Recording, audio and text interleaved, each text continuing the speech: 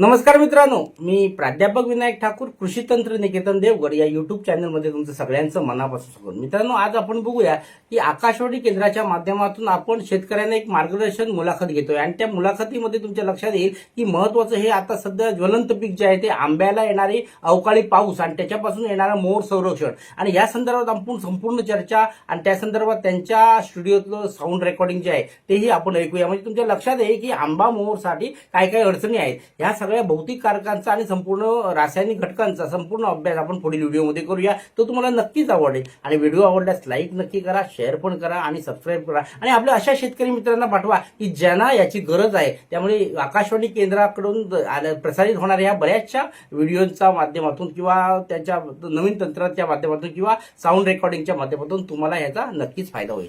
श्रोतेहो नमस्कार. आंबा उत्पादन हा सिंधुदुर्गाच्या तसेच कोकणच्या अर्थव्यवस्थेचा कणा आहे.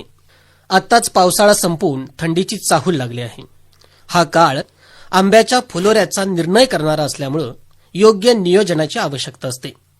आंबा उत्पादन वाढवण्यासाठी शेतकऱ्यांनी चांगलं व्यवस्थापन कसं करावं या गोष्टीचं मार्गदर्शन करण्यासाठी आज आपल्या सोबत आहेत कृषी तज्ज्ञ, कृषी तंत्र निकेतन देवगडचे प्राध्यापक विनायक ठाकूर सर. नमस्कार. नमस्कार. आमच्या आकाशवाणी स्टुडिओमध्ये आपलं मनपूर्वक स्वागत. सर, आताच लांबलेला पाऊस थांबून हिवाळ्याची सुरुवात झालेली आहे. हा हिवाळा ऋतू आंबा पिकासाठी किती महत्वाचा आहे? बघा, हिवाळा ऋतू हा आंबा पिकासाठीच महत्वाचा आहे. कारण मग लक्षात घ्या, जून, जुलै, ऑगस्ट, सप्टेंबर नंतर जो ऑक्टोबर येतो तिथं अशी अडचण असते की तिथं ट्रेस पडला जातो. म्हणजे कारण हे कोरडवाहू पीक आहे. पहिली गोष्ट, कोरडवाहू शब्दाचा अर्थ काय? पावसाच्या पाण्यावर जगणारं. आणि 4 महिन्याचा पाऊस खाल्यानंतर किमान 2 महिन्याची जर रेस्ट मिळाली तरच तुमचा मोहर येणार. आणि त्यावेळी एक गुलाबी थंडी म्हणजे वातावरणात जवळजवळ 17 डिग्री सेल्सिअस म्हणजे 15 ते 17 जास्तीत जास्त 20 पर्यंत हे जर तापमान असेल तरच मोहर येण्यास अनुकूल आहे. आणि थंडी ही अप्रतिम आंब्यासाठी आहे. आणि जर थंडी नसेल तर पुढे मोहर येणार नाही. पण कोणासाठी? तर मातीतल्यांसाठी थोडंसं टेम्परेचर बदलतं आणि कातळावर बदलतं. ज्यावेळी 47 डिग्री सेल्सिअस तापमानाचं कातळातलं वातावरण जर 20 सेंटीमीटरवर आलं तरच आंबे येणार का? तर नाही. तर पहिली गोष्ट अशी आहे, 47चं तापमान जरी समजा 30 वर जरी आलं तरी आंब्याला मोहर येणार. म्हणजे कातळावर तापमानात खाली उतरण्याची गरज नाही. पण मातीत तसं नाही. मातीतला 25 ते 27 डिग्री सेल्सिअस तापमान जर 15 ते 17 वर जर नाही आलं तर मोहर येणार नाही, पालवी टाकणार. असं ते क्रॉस आहे. त्याच्यामुळे थंडी ही अतिशय उत्तम आहे. सगळ्या पिकांच्या हार्मोन्समध्ये बदल होण्यासाठी थंडीची अत्यंत गरज आहे. अर्थात जमिनीखालील तापमान देखील तेवढंच महत्वाचं या पिकासाठी आहे. या कालावधीत आंबा पिकाचं नियोजन करण्यासाठी शेतकऱ्यांनी आणि बागायतदारांनी कधी सुरुवात केली पाहिजे? बरोबर. बघा, हा सगळ्यात महत्वाचा प्रश्न आहे. कधी सुरुवात करायला पाहिजे? तर सगळ्यात पहिली गोष्ट अशी आहे की जून पासून सुरुवात करायला पाहिजे. मग तसं बघितलं तर तुम्ही झाडं लावल्यापासूनच सुरुवात करायला पाहिजे. हा मुद्दा आहे. म्हणजे शुद्ध बीजापोटी फळे रसाळ गोंबटी म्हणजे काय? बीज जर शुद्ध लावलं तर पुढच्या गोष्टी तुम्हाला चांगल्या येणार. त्यामुळे लावणीपासून ते सुरुवात आहे. म्हणून आम्ही नेहमी सांगतो की आंबा हा जर देवगडचा जर फेब्रुवारीमध्ये येत असेल तुम्ही त्यासारखं वाण लावा. म्हणून आम्ही सांगताना डबल बाट्याचं देवगड केशर अर्ली हार्वेस्टिंग जर लावलं तरच तुम्हाला उत्पादन देणार. हा पहिला मुद्दा. नंबर दुसरी गोष्ट, जून पासून मग काळजी काय घ्यायची? तर सगळ्यात पहिली गोष्ट जमिनीचा सामू म्हणजे पीएच, ज्याला पोटॅन्शियल ऑफ हायड्रोजन म्हणतात, हा जर समजा 7 ते 8 दरम्यान असणं गरजेचं आहे. पण 7 पेक्षा जर कमी असेल तर प्रॉब्लेम येणार पुढे आंब्याला. म्हणून 6च्या खाली असता कामा नये. मग असेल तर काय करायचं? तर जून मध्येच आपल्याला 2.5 किलो चुना हा प्रति गुंठ्याला मिसळायचा किंवा प्रति झाडाला मिसळायचा. म्हणजे पहिली गोष्ट लक्षात घ्या, जून मध्ये आपलं पहिलं नियोजन काय की जमिनीचा सामू बघणं. तो जर कमी जास्त असेल तर उद्या फुलोर यायला अडचण येणार. नंबर दुसरी गोष्ट, 8 पेक्षा जास्त असेल तर मग काय करायचं? जर जमिनीचा सामू 8 पेक्षा जास्त असेल तर तुम्हाला जिप्सम म्हणजे कॅल्शियम सल्फेटचा वापर करायला पाहिजे. हा पहिला मुद्दा आहे. म्हणजे थोडक्यात काय तर 5.5च्या आम्ल म्हणजे ऍसिडिक जमिनीमध्ये रिस्पॉन्स मिळत नाही आणि त्याच्यामुळे काय होतं? कॅल्शियम आणि पोटॅशियमची उपलब्धता घटते आणि त्यामुळे आकार, चव, साखा यासारखी आंब्यामध्ये विकृती येते. म्हणून सगळ्यात महत्वाची गोष्ट, ऍसिडिक जमीन असेल तर CaCO3 म्हणजे कळीचा चुना हा घालायलाच पाहिजे शेतकऱ्याने. शेतकऱ्यांना हे कळत नाही. शेतकरी काय म्हणतात, पुस्तकं वाचतात आणि म्हणतात की खतं घातली म्हणजे झालं, खत घातलं म्हणजे काम झालं. नाही, खत हे फक्त तुम्हाला 5%च कार्य करतं झाडामध्ये, बाकीचं सगळं कार्यक्रम भौगोलिक स्थिती करते. म्हणून तुम्हाला ओलावा असणं आणि त्याच्यानंतर दुसरी गोष्ट म्हणजे लिक्विड सल्फरलाईमचा जर वापर तुम्ही केला तर त्याच्यामध्ये रिझल्ट येतो. म्हणजे ह्या गोष्टी ह्या बेसिक आहेत. पुढचा मुद्दा असा आहे की जर कोरडवाहू पिकामध्ये जर तुम्हाला पाऊस आला, जसं आता सध्या झालेला आहे बघा, सध्या अशी कंडिशन आली की 7.5 महिने पाऊस आहे. सध्या 7.5 महिने पाऊस गेला नाही आणि ज्यावेळी सप्टेंबरमध्ये पाऊस जायला पाहिजे अशा वेळी न गेल्यामुळे अडचण अशी झाली की त्याला ट्रेस मिळाला नाही. कारण आंबा हे कोरडवाहू पीक आहे, पावसाच्या पाण्यावरच ते जगतोय आणि पावसाचा ट्रेस जर नाही पडला आणि जमीन सुकली नाही तर त्याला मोहर यायला अडचण येते आणि ही कंडिशन सध्या झालेली आहे. म्हणून झाडाला ट्रेस मिळणं गरजेचं आहे, म्हणजे ताण मिळणं गरजेचं आहे. आणि सगळ्यात महत्वाची गोष्ट, आंब्या पिकामध्ये 7 संजीवकांची गरज आहे. त्याच्यामध्ये ऑक्झिन आहे, जिब्रेलिन्स आहे, सायटोकायनिन्स आहे, वाढरोधक इनिबिटर म्हणतात त्याला, इथिलिन आहे आणि शेवटचं आहे ग्रोथ रिटायर, ज्याला कल्टार आपण म्हणतो. म्हणजे सांगायचा उद्देश काय, ही 6 संजीवक जर योग्य प्रमाणात असतील, म्हणून माती परीक्षण करणं आणि लीफ एनालिसिस म्हणजे पान तपासणी करणं, या दोन्ही गोष्टी तितक्याच महत्वाच्या आहेत. पुढचा मुद्दा जो आहे, आंबा मोहर येण्यासाठी आपल्याला काय काळजी घ्यायची आहे, तर जून, जुलै, ऑगस्ट आणि ऑगस्टमध्ये आपण कल्टार वापरतो. कल्टार म्हणजे पॅक्लोब्युटोझाल, जो 23% त्याच्यात पॅक्लोब्युटोझाल कंटेंट आहे आणि हा कंटेंट तुम्हाला झाडाच्या पसऱ्यात म्हणजे निम्म्या अधिक आतमध्ये कॅनोपी बघून करायचं आहे आणि ते जर योग्य केलं तरच तुम्हाला यामध्ये उत्पादन देणार. त्यामुळे जमीन, हवामान, वातावरण, खत, कल्टर ह्या सगळ्या गोष्टीचा परिणाम हा आंबा मोहरसाठी येतो. अर्थातच आंबा मोहर येण्यासाठी या सगळ्याच गोष्टी जुळून याव्या लागतात, तरच आंबा मोहर फुलोरा हा चांगला येतो. बरोबर सर, हिवाळा म्हटलं की सकाळी दव पडलेला असतो, दुपारी ऊन आणि रात्री तेवढीच कडाक्याची थंडी आपल्याकडे असते. वातावरणातील बदल जो आहे, या बदलाचा काय परिणाम होतोय? सगळ्यात पहिली गोष्ट, मोहर येण्यासाठी जी कारके त्रास देणारे आहे त्याच्यामध्ये पहिलं भौतिक कारक म्हणजे वातावरण, थंडी, पाऊस. रासायनिक कारण म्हणजे रासायनिकले जैव बदल आणि जैविक कारण म्हणजे जीवाणू आणि बॅक्टेरियांचे नुकसान. या 3 गोष्टीमुळे आपल्याला अडचण होते. आता मला तुम्ही सांगा, ज्यावेळी समजा आपण पीक जेव्हा आपण लावतो, थोडक्यात फवारणी करतो किंवा इतर गोष्टी करतो, त्याला सनलाईट मिळणं गरजेचं आहे. बघा, सूर्यप्रकाश योग्य जर मिळाला तरच त्याच्यामध्ये उत्पादन येणार, अन्यथा नाही. आता थंडी जर समजा जास्त पडली तर काय होणार, फळगळ होणार, मोहरगळ होणार.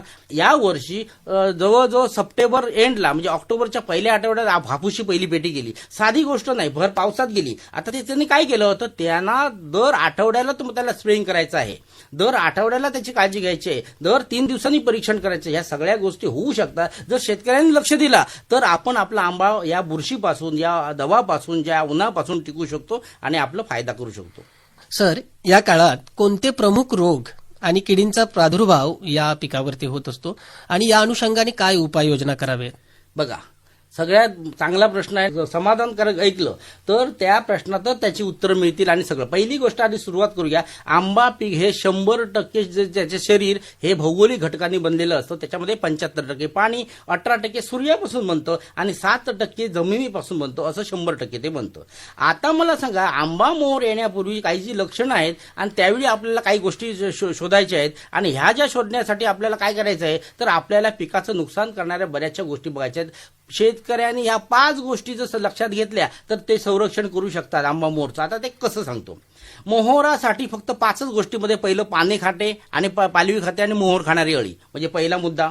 दुसरा खोड पोखरणारी अळी, दुसरा मुद्दा. तिसरं मूळ खाणारी अळी, तिसरा मुद्दा. चौथा रस शोषणारी अळी, चौथा मुद्दा. आणि 5वा बुरशीजन्य रोग. आता लक्षात घ्या, भरपूर हजारो प्रकारचे औषधं आहेत मार्केटमध्ये. जवळजवळ तुम्ही सांगतो 125 प्रकारचे किडे या वातावरणात आपले आहेत, म्हणजे आपल्या भौगोलिक स्थिती आहे. त्याच्यातले फक्त 8 ते 10 प्रकारचे मेजर किडे नुकसान करतात. त्यांना जर कंट्रोल केलं शेतकऱ्यांनी तर तुम्ही त्याच्यावर जय मिळवू शकताय. आता कंट्रोल कसं करायचं बघा. पानं खाणारी म्हणजे पानं खालेली दिसली किंवा मोहर खालेला दिसला की तेच औषध मारायचं. म्हणजे नेमकं कुठलं, तर मी फक्त 2 तुम्हाला त्याची व्यापारी ह्याची नावं सांगतो, कुठे कंटेंट नावं. जसं बघा, अल्फामेथ्रिन आहे, क्विनॉल्फॉस आहे. ह्याचं फक्त 2% तीव्रतेने फवारणी केली की पाने खाणारी अळी कव्हर होणार. म्हणजे तुमचं निरीक्षण महत्वाचं आहे. दुसरी गोष्ट तुमचं आहे पोखरणारी. जर मोहर पोखरत असेल किंवा फांदी पोखरत असेल तर तो पोखरणाऱ्याला ते पाणी खाणाऱ्याचं औषध मारून चालत नाही. मग त्याला पोखरणारं पाहिजे. म्हणजे कुठलं, गॅस पाहिजे. त्याचं नाव आहे डायक्लोरोहॉस किंवा क्लोरोपायरोफॉस. लक्षात आलं. त्याच्यानंतर दुसरी गोष्ट म्हणजे त्यांनीच कंट्रोल होणार. आणि जर समजा मुळं खातात, कसं झाडाचं समजा मोहर आलेल्या वेळी जर मुळं खाली गेली किंवा हुमणीचा त्रास झाला, वाळीचा त्रास झाला तर वरती फळगळ होणार. आणि त्याच्यासाठी तुम्हाला 2 औषधं सांगतो. पिप्रोनिल आहे, मिथेल पॅरेथिऑन, हे मुळंला कंट्रोल करणार.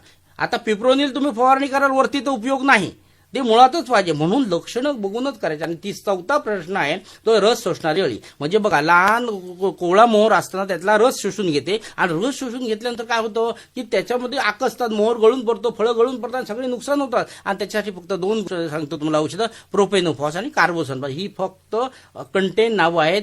तुम्हाला ज्या कंपनी प्रचलित बाजारात आहेत त्यांचे तुम्ही औषधं घ्या, क्वालिटी तुम्हाला येईल. आता हा पहिला मुद्दा संपला.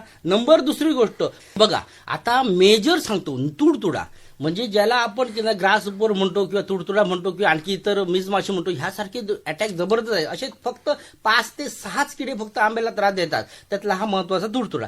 आता बघा, काही वेळा पुस्तकात तुम्हाला बघाल तर हे काय केलं असतं, सर्वसामान्य शेतकऱ्याच्या जे पटेल आणि रुचेल यानुसार की नाही आणि किडे मरते यानुसार औषधं दिली असतात. हे देवगड सारख्या किंवा आधुनिक शेतकऱ्यांना चालत नाहीत औषधं. मग ही औषधं तुम्ही जर समजा त्यांच्या लेवलने जर गेला, उदाहरणार्थ देतो तुम्हाला, तर समजा तुडतुडा झाला तर पहिल्यांदा तुम्हाला मिडा वापरायचा आहे फक्त 17%, पण तिथं जर 30% वापराल तर नुकसान. दुसरा आहे ऍसिपेट आहे. म्हणजे क्रम का सांगतो, तर पहिलं इमिडा वापरा, मग ऍसिपेट वापरा, मग थायमॅटाझोन वापरा, नंतर कार्बोक्युरॉन वापरा, नंतर बिफेजिन वापरा, नंतर इबेडा परत 30% वापरा, त्याच्यानंतर फोनोकॉर्ब वापरा. असे जर तुम्ही 11 लाईन जर तुम्ही केली तरच कंट्रोल होतो. कारण तुडतुड्याची एकदा एक औषध परत मारलं तर सायकल तयार होते आणि पूर्ण नुकसान करतं. त्यामुळे एक औषध वापरलेलं परत वापरायचं नाही. हा तुडतुड्या बाबतीत. आंबार मोहर संरक्षणासाठी 1, 2, 3, 4, 5, 6 अशा 6 फवारण्या आहेत. अर्थातच जसा रोग आहे तशा पद्धतीने आपल्याला कीटकनाशके वेगवेगळी फवारावी लागतील. सर, बऱ्याचदा शेतकऱ्यांचं असं म्हणणं असतं की आमच्या बागेत मोहर चांगला येतो पण फळधारणा होत नाही. अशांसाठी आपण काय मार्गदर्शन कराल? बघा, सगळ्यात पहिली गोष्ट पानांचं तपासणी करा. नंबर 2 मातीचं परीक्षण करा, केनोमीच्या आतलं, आणि त्याच्यात लक्षात येईल की त्याच्यात कुठली खतं. वनस्पतीला 13 अन्न घटकांची गरज असते, त्यातली एन आणि पी आणि के 3च आपण देतो, बाकीची काय करायचं, मग ते द्यायला तर पाहिजे. मग त्याच्यानंतर संजीवकाची गरज आहे, ते जर नाही दिलं तर घरळ होणार. आणि ह्या सगळ्या गोष्टीचा अनुभव घेऊन तुम्हाला जी झाडात कमतरता आहे ती दिली तरच होणार. उदाहरणार्थ बघा, जसं तुम्हाला आज मगाशी म्हटलं, ऑक्झिन म्हटलं, जिब्रेलिन म्हटलं, सायटोकायनिन्स म्हटलं, इनिबिटर म्हटलं, वाढविरोधक, इथिलिन काय यासारखं आहे. त्याच्याप्रमाणे आणखी दुसरी गोष्ट काय, कोकोपीट म्हणजे मल्चिंग करणं गरजेचं आहे. वापसा स्थिती आली तरच फळधारणा होणार, उत्तम नाही तर होणार नाही. कारण झाड कधीही पाणी डायरेक्ट खात नाही, तर काय खातं, 50% हवा आणि 50% पाण्याची असं ते वापसा स्थिती झाल्याशिवाय झाडाला उत्पादन येत नाही. मग मल्चिंग करणं, द्विदल पिकांची लागवड करणं, फेरफालट करणं, शेणगोमूत्राचा वापर करणं, राख सिलिकॉनचा वापर करणं, गांडूळ खताचा वापर करणं, या सगळ्या गोष्टी येतात. आता संजीवकाच्या माध्यमातून जर नाही आलं तर उदाहरण काय होतं तर बघा, क्लोरम कट सारखं वाढ विरोधक संजीवक आहे. म्हणजे ते जर नाही दिलं तर तुम्ही पालवी येणार आणि मोहर थांबणार. म्हणजे ते पण द्यायला पाहिजे तरच पालवी थांबली जाणार. एनए म्हणजे नॅप्टिक ऍसिटिक ऍसिड सारखी फळगळ होत असेल तर ते द्यायचं.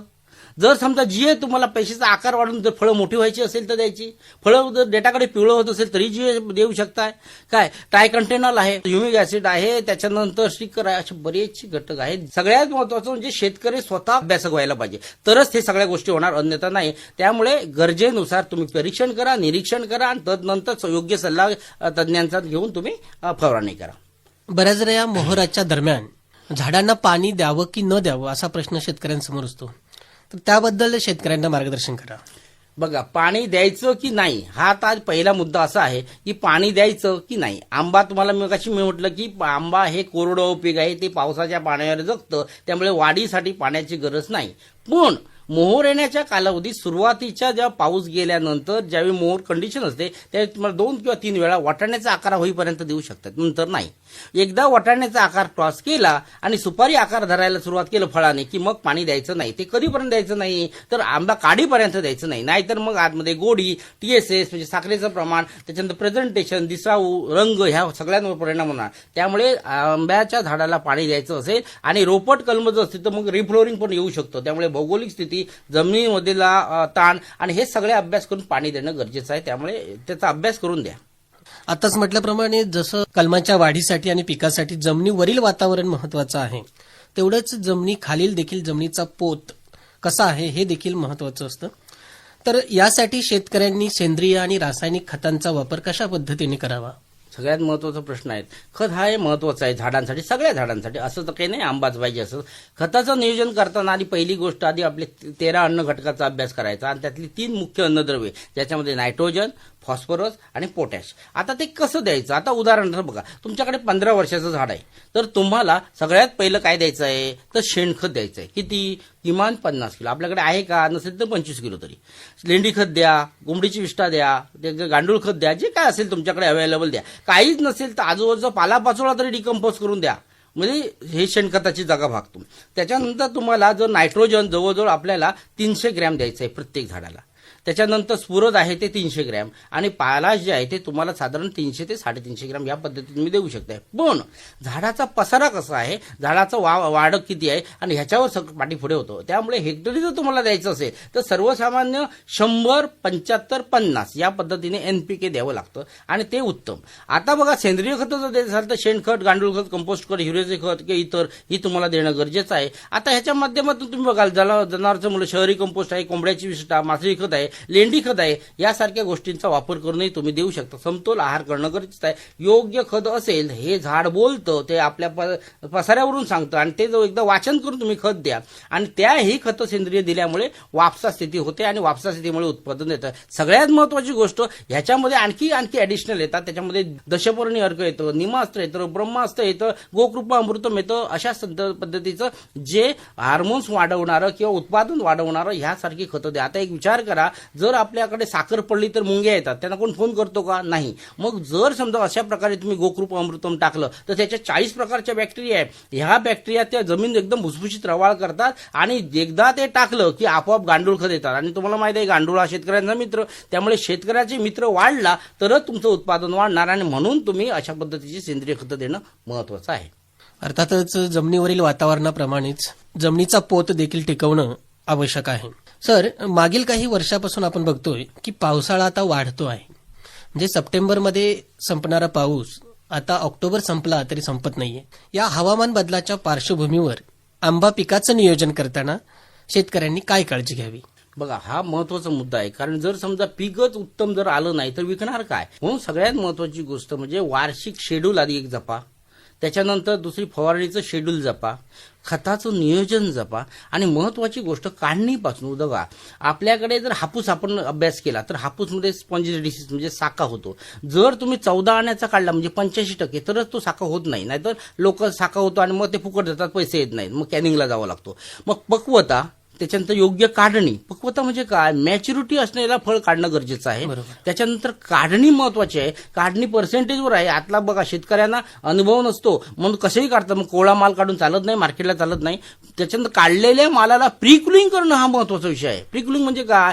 पहिलं नॉर्मल तापमानात ठेवणं आणि मग गाडीला लावून पिकवणं. जर समजा 40 ते 42 तापमान जर त्या आंब्याचं वाढलं आणि त्या गवतामुळे किंवा प्लास्टिक इतर गोष्टीमुळे किंवा उन्हामुळे, तर ते आंबा खराब होऊ शकतो. एक विचार करा, काढलेले आंबा हा किमान 1.5 मिनिट जर उन्हात फक्त राहिला तरी साखा होतो त्याच्यात. म्हणजे विचार करा, ही नियोजन पण महत्वाचं आहे.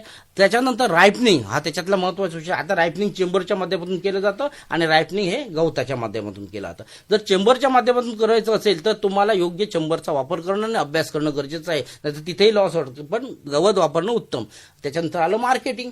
मार्केटिंग योग्य तुम्ही केलं आणि जर समजा विक्री केली तरच लोक ग्राहकापर्यंत जाणार. प्रक्रिया करणं, समजा माल समजा तुम्हाला वाटलं की बाबा आपल्याला विकणं शक्य नाही तर त्याच्यात प्रोसेस करणं गरजेचं आहे. प्रोसेस केल्यानंतर मालाची 10 पट किंमत वाढते आणि सगळ्यात महत्त्वाची विक्री जी आहे तुम्ही करणार त्या योग्य कस्टमर जमणं आणि त्यांना योग्य माल देणं, नाहीतर पुढच्या वर्षी तुमच्या जवळ येणार नाहीत.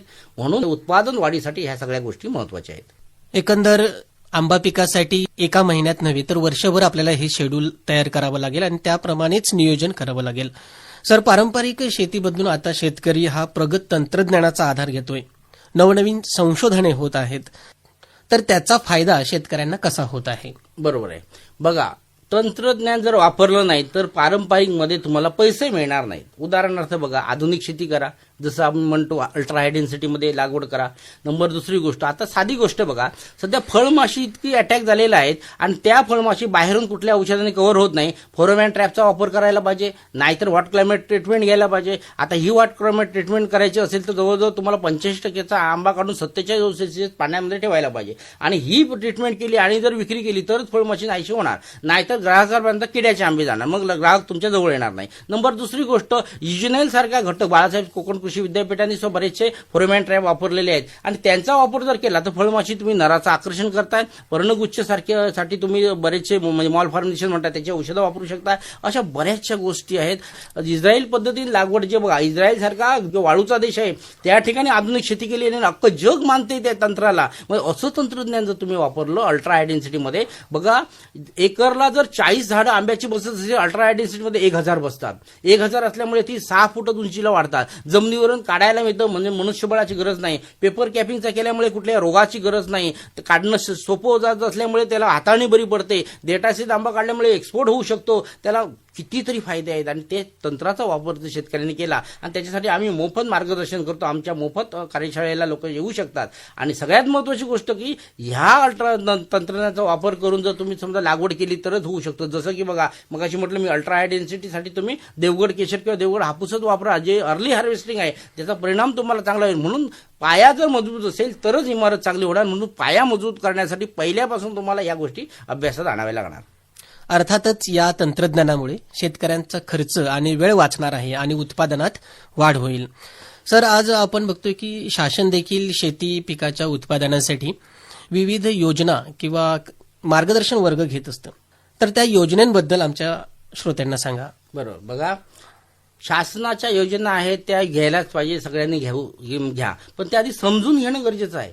आता उदाहरणार्थ बघा भाऊसाहेब पुणकर फळबाग योजना ही शासनाची आहे. इथं 100% अनुदान दिलं आहे. 3 वर्षामध्ये तुम्हाला सगळे पेड केलं जातं. 10 हेक्टरपर्यंत क्षेत्र आहे आणि ह्याच्यासाठी तुम्हाला 6 हेक्टरपर्यंत ही तुम्ही हे करू शकता. म्हणजे महिलांसाठी 10 हेक्टर, पुरुषांसाठी 6 हेक्टर करू शकता. सांगायचं उद्देश काय, तुमचे 10 गुंठ्यापासून 10 हेक्टरपर्यंत क्षेत्रावर तुम्ही लागवड करू शकता. सूक्ष्म सिंचन योजना आहे. या सूक्ष्म सिंचन योजनेमध्ये काय केलं जातं की तुम्हाला ड्रीप इरिगेशनसाठी फ्री ऑफ कॉस्ट सगळं मिळालं. महिलांसाठी तर 100% आहे. त्याच्यानंतर राज्यस्तरीय कृषी यंत्रणा, पॉवर टिलर आहे, कटर आहे, ग्रास कटर आहे, अशा बऱ्याचशा फवारणी पंप आहे. आता तर अक्षरशः आमचा टेलिस्कोपी रॉड जो आहे, जो जमिनीवरून तुम्ही 70 ते 80 फुटाची फवारणी करू शकता. हा कार्बन मटेरियलमध्ये असलेला 2.5 किलोचा रॉड आम्ही ज्यावेळी व्हिडिओच्या माध्यमातून लोकांपर्यंत पोहोचवला तर आता सिंधुदुर्गमध्ये शासनानेही घेतला सबसिडीसाठी. अशा रोडचा वापर जर तुम्ही केला तर जमिनीवरून काढणी आणि जमिनीवरून फवारणी होऊ शकते. म्हणजे मनुष्यबळ जितकं कमी मिळेल. आज जर अभ्यास केला तर नेपाळी किंवा इतर मंडळी इकडे येऊन काम करतात बऱ्यापैकी, तर आपल्या शेतकऱ्यांनाही काम मिळेल. आणि तर त्याच्यासाठी यंत्रणा आहेत. आणि पूर्वी जी आपण चाललेली रोजगार हमी योजना, तर याच्या अंतर्गत बरेचसे फळबाग योजना आहेत, त्याही घेऊ शकता. शेतकरी लागवड करू शकता. नुसतं आंबाच नाही तर आंब्या संदर्भात कोकणामध्ये जवळजवळ 12 ते 14 पिकांवर तुम्हाला ही योजना आहे. आणि याचा जर लाभ जर घेतला तर याचं सगळं त्यांच्या पोर्टलवर दिलेलं आहे. डिटेल वाचा, म्हणजे तुमच्या लक्षात येईल. आणि सगळ्यात महत्त्वाचं अपडेट राहा, म्हणजे ह्याचे सगळे निकष कळतील. अधिक माहिती असेल कृषी तंत्र विद्यालयाशी संपर्क जर केला तरी आम्ही तुम्हाला हे सगळ्या गोष्टी सांगू शकतो. सरकारच्या योजना अभ्यासणे आवश्यक आहे आणि त्यांचा लाभ घेणे आवश्यक आहे. सर, सिंधुदुर्गाचा विचार केला तर आंबा पिकाखालील क्षेत्र सध्या वाढताना आपल्याला दिसून येते. शेतकरी व्यावसायिक पिकांच्या दृष्टीने प्रयत्न करत आहेत. तर या क्षेत्रवाढीचा सिंधुदुर्गाच्या अर्थव्यवस्थेवर काय परिणाम होतोय? जबरदस्त होतोय. बघा पहिली गोष्ट, हापूसला आणि किंवा आंब्याला जी आहे ना, मग तुम्ही एक विचार करा, कोकण हा असा आहे की त्या ठिकाणी 3 गोष्टी मिळाल्या. पहिलं कल्पवृक्ष मिळाला, इच्छित मनोकामना पूर्ण करणारा नारळ. नंबर 2 म्हणजे कोकणाची राणी काजू आणि फळांचा राजा हापूस. म्हणजे बघा आंबा, काजू आणि नारळ ही 3 मुख्य पिकं आपल्या कोकणात आहे, म्हणून आपल्याकडे आत्महत्या नाहीत. नंबर दुसरी गोष्ट, हा जो आंबा आहे, ह्या आंब्यामध्ये जर तुम्ही अभ्यास कराल तर हापूस आपल्या फक्त कोकणातच होतो, म्हणजे आंब्याचा शिरोमणी हापूस. त्यामुळे तो प्लस आहे. सगळ्यात महत्वाची गोष्ट, 14,668 हेक्टर क्षेत्र आपल्या कोकणामध्ये होतं. आता ते वाढून 19,000 हेक्टर आलं. दरवर्षी ते वाढत आहे. त्यामुळे आंब्याखाली भरपूर क्षेत्र येते. तुम्हाला असं कधीच जाणवणार नाही की टोमॅटो रस्त्यावर फेकला, आंबा कोणी रस्त्यावर फेकला का? नाही, म्हणजे शाश्वत मार्केट आहे, शाश्वत कॅनिंग आहे. यावर्षी तर 47 रुपये किलोने कॅनिंग होतं. हा भाव विदर्भातल्या सोयाबीनला मिळत नाही. ही वस्तू तिथे एवढा आंब्याला चांगल्यापैकी भाव मिळतो कॅनिंगला आणि किलोला तर वेगळाच. ह्या गेल्या वर्षी पहिली पेटी गेली होती ती 32,000ने गेली होती आंब्याची, 5 डझनची. म्हणजे किंमत तर आहे. राजाची किंमत ही राजाच ठरवू शकतो आणि राजाला भरपूर मागणी आहे. त्यामुळे आंब्या क्षेत्राखाली आता एवढं क्षेत्र असल्यामुळे जे आहे नामांकन मिळाल्यामध्ये अख्ख्या जगात होतो. जरी जगात आंबा पिकला तर हापूस, पायरी आणि केशर रत्नसारखं पीक हे फक्त कोकणातच होतं. तर सगळ्यात महत्वाची गोष्ट अशी आहे की फेब्रुवारीला गणेश जयंती येते आणि गणेश जयंतीपासून हा आंबा चालू होतो. गणेश जयंतीपासून महाराष्ट्रात आंबा तयार होणारा एकमेव जिल्हा आहे तो सिंधुदुर्ग. त्यामुळे त्याला शाश्वत मार्केट पण आहे आणि त्याला मागणी पण आहे. आणि त्यामुळेच आपला हापूस आज जगभर राजा म्हणून वावरताना आपल्याला दिसून येतो. सर, आपल्या जिल्ह्यामध्ये प्रत्येक घरामागे एक माड दिसतो. त्या पद्धतीने आता घरोघरी कलमं देखील आपल्याला आंब्याची दिसून येतात. तर अशा किरकोळ उत्पादन करणाऱ्या शेतकऱ्यांसाठी आपण काय सांगाल? बघा, किरकोळ शेतकरी ज्यांना 1, 2, 3, 5 अशी जर कलमं लावायची असेल, ज्यांच्याकडे त्याच्यामध्ये किरकोळमध्ये 3 टप्पे मी टाकतो. पहिला टप्पा असतो ज्याच्याकडे जागाच नाही, फक्त टेरिस हीच जागा आहे, ज्याच्याकडे फक्त 1-2 झाडं लावण्या इतकीच जागा आहे आणि ज्याच्याकडे 2-3 गुंठे जागा आहे, हे छोटे शेतकरी आपण म्हणूया. आता बघा, ज्याच्याकडे टेरिस गार्डनिंग आहे, फक्त टेरिस आहे किंवा बाल्कनी आहे, ज्याला बाल्कनी शेती आपण म्हणतो, त्याच्यासाठी आपल्याकडे आंब्याचं तुम्ही एटीएम, वस्तारा किंवा रुमानी अशी व्हरायटी लावू शकतो कुंडीमध्ये आणि ते आंबे दिसायला पण चांगले आणि खायला पण मिळतात. नंबर 2, ज्यांना एकाच दुसरं कलम लावायचं असेल त्यांनी दरवर्षी येणाऱ्या केशर, रत्ना हापूस, सिंधू, दशेरी, तोतापुरी यासारखी कलमं लावून एक हापूस म्हणजे दरवर्षी उत्पादन घेऊ शकता. आणि ज्यांना कमर्शियल बेसने उत्पादन करायचं असेल त्यांनी केशर बरोबर तुम्ही हापूस लागवड करू शकता. नक्कीच सर. सर, जाता जाता आंबा उत्पादक शेतकरी, बागायतदार यांना आपण नियोजनासाठी काय सल्ला द्याल? सिंधुदुर्गातल्या किंवा आपल्या महाराष्ट्रातल्या सगळ्या शेतकऱ्यांसाठी आपलं महत्वाचं नियोजन असं आहे की तुमचं जर उत्पादन वाढवणं हा महत्वाचा मुद्दा. कारण उत्पादन वाढलं तरच तुम्हाला फायदा मिळणार. दारासमोर आंब्याचं झाड आहे आणि फळं देत नसेल त्याचा उपयोग काय? तर उपयोग काहीच नाही. त्यामुळे उत्पादन वाढणं गरजेचं आहे. त्यामुळे तुम्ही शाश्वत सेंद्रिय शेतीकडे जर वळलाय तर उत्तम आहे. तर आपण शाश्वत शेती करू शकतो आणि गॅरंटेड मार्केट मिळू शकतो. आणि महत्वाची गोष्ट, अॅग्रो टुरिझम सारखे जर विषय तुम्ही जर तयार केले, जर आपल्या शेतीला लागलेली फळं विकण्यापेक्षा दाखवून पैसे जास्त मिळतात. त्यामुळे अॅग्रो टुरिझम जर करत असाल तर तुम्हाला प्रत्येकाच्या 2 गुंठ्याला सुद्धा तुम्हाला मार्केट येऊ शकता आणि स्वतःचा उद्यानवाढ करू शकता. 1 गुंठ्यापासून केलेल्या शेतीतही एका माणसाचं कुटुंब जगू शकतं. तर या संदर्भात आम्ही डेमो स्वतः केलेले आहेत. आमच्या नर्सरीला या तिथे तुम्हाला डेमो पण बघायला मिळते. म्हणजे लक्षात येईल की आपण घर बसल्या आपल्याकडे असलेल्या जागेतून, असलेल्या इक्विपमेंटमधूनच तुम्ही उत्पादन घेऊ शकताय आणि तुम्ही त्याचा फायदा घेऊ शकताय आणि आपलं कुटुंब चालवू शकताय. सर, आमच्या स्टुडिओमध्ये आलात आणि आज आपण आंबा पिकाचं व्यवस्थापन, पाणी आणि खताचं नियोजन, रोग व कीड नियंत्रण अशा अनेक घटकांबाबत आमच्या श्रोत्यांना सोप्या भाषेत माहिती दिलात. त्याबद्दल आपले मनपूर्वक आभार. धन्यवाद.